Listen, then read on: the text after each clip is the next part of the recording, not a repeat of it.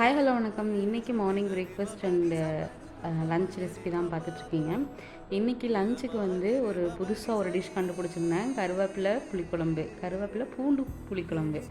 அதான் நான் சொன்னேன்ல, எந்த டிஷ் வேணாலும் செஞ்சுக்கலாம், ஆனால் அதுக்கு பேர் நம்ம தான் வைக்கணும் அப்படிங்கிற மாதிரி. ஸோ அதுதான் எனக்கு ட்ரை பண்ணிட்டு இருந்தேன். அதுக்கு வந்துட்டு புளிக்குழம்பு அப்படின்னாலே நல்லெண்ணெயில் வச்சா நல்லாயிருக்கும் அப்படின்னு சொல்லிட்டு நல்லெண்ணெய், வெந்தயம், கடுகு, சீரகம், மிளகு எல்லாம் போட்டு நல்லா பொரிஞ்சதுக்கப்புறமா சின்ன வெங்காயம் நல்லா உண்டுன்னு நிறையா ஒரு கை ஃபுல்லாக எடுத்துகிட்டு பாதி, அதாவது 3/4 வந்து பூண்டு, 2-3 வரமிளகாய் எல்லாம் போட்டு நல்லா மிக்ஸ் பண்ணி விட்டுருங்க. கூடவே கொஞ்சம் பெருங்காயத்தூளை ஆட் பண்ணி நல்லா மிக்ஸ் பண்ணி விட்டு வெங்காயம் நல்லா பொன்னிறம் ஆகிற வரைக்கும் வதக்கி விடுங்க. இப்போ நான் வறுத்து அரைச்சி வச்சுருக்க இந்த கருவேப்பிலை பொடியை வந்துட்டு இதில் ஆட் பண்ணிக்கிறேன். ஆட் பண்ணிவிட்டு நல்லா அதே மாதிரி வதக்கி விட்டுட்டு ஒரு கூடவே வந்துட்டு ஒரு 3 இல்லைன்னா 4 தக்காளி, பழுத்த தக்காளியாக பார்த்து 2-3 அடி மிக்சியில் ஒரு மாதிரி ஒரு ரொம்ப திக் பேஸ்ட்டாக இல்லாமல் ஒரு மாதிரி குறப்பாக அரைச்சி அதில் ஆட் பண்ணிக்கோங்க. அதையும் நல்லா ஆட் பண்ணி நல்லா மிக்ஸ் பண்ணி விட்டு ஒரு மூடி போட்டு நல்லா வேக விட்டுருங்க.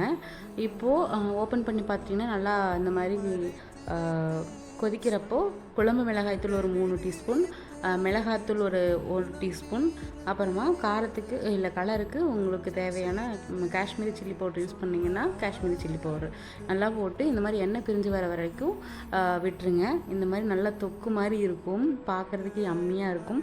இப்போது புளி கரைச்சி வச்சுருக்கு. புளி வந்துட்டு லைட்டாக ஆட் பண்ணாவே போதும், ஏன்னா ஆல்ரெடி 3-4 தக்காளி பழுத்த தக்காளி நம்ம ஆட் பண்ணியிருக்கோம் அப்படிங்கிறங்காட்டி இப்போது புளி மட்டும் நல்லா லைட்டாக ஒரு கொஞ்சமாக ஒரு சின்ன சைஸ் புளி இருந்துச்சுன்னா அதை மட்டும் கரைச்சி ஆட் பண்ணி விட்டு அதே மாதிரி எண்ணெய் பிரிஞ்சு வரைக்கும் விட்டுட்டு சர்வ் பண்ணிங்கன்னா சுட சுட சாப்பாட்டுக்கள் அது சூப்பராக இருந்துச்சு. இன்றைக்கி தான் நான் ஃபஸ்ட் டைம் ட்ரை பண்ணி. நீங்களும் மறக்காமல் இந்த டிஷ்ஷை வீட்டில் ட்ரை பண்ணி பாருங்கள், சூப்பராக இருக்கும். மார்னிங் பிரேக்ஃபாஸ்ட்டுக்கு வெள்ளை ரவை தான் செஞ்சுருந்தேன். ஸோ வெள்ளை ரவையும் செஞ்சுட்டு லஞ்சுக்கு சைட் டிஷ்க்கு வந்துட்டு புடலங்காய் பொரியல் தான் ப்ரிப்பேர் பண்ணியிருந்தேன். ஸோ அதையும் எல்லாம் ரெடி பண்ணி பேக் பண்ணிவிட்டு கிளம்பிட்டேன்.